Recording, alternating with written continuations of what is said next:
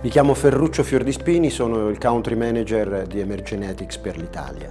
La parola sentiero in questo contesto del congresso nazionale AIF che si occupa di neuroformazione mi fa pensare al fatto che la formazione, l'apprendimento è un sentiero continuo e che non riguarda quindi esclusivamente ovviamente i giovani, ma tutte le categorie di età, fino a quelli che a me piace chiamare i super adulti, cioè le persone che non sono più necessariamente giovani, che spesso vengono considerate, sbagliando, non più in grado di apprendere, ma che in realtà, grazie a una memoria che è viva, efficace, riescono ad apprendere sempre e comunque.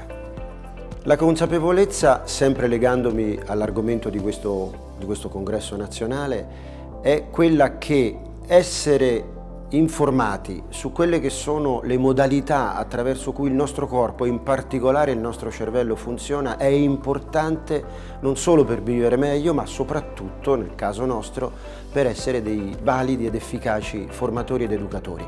Certamente consapevolezza significa anche essere in grado di sapersi concentrare sul momento in cui stiamo vivendo un'esperienza di apprendimento.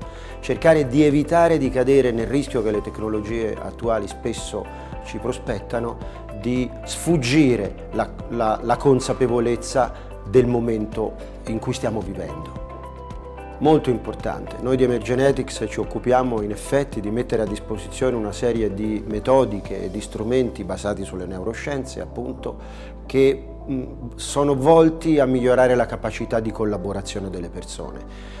Come mi capitò di dire già l'anno scorso in occasione del convegno di Roma, la collaborazione è una importante, fondamentale competenza staminale.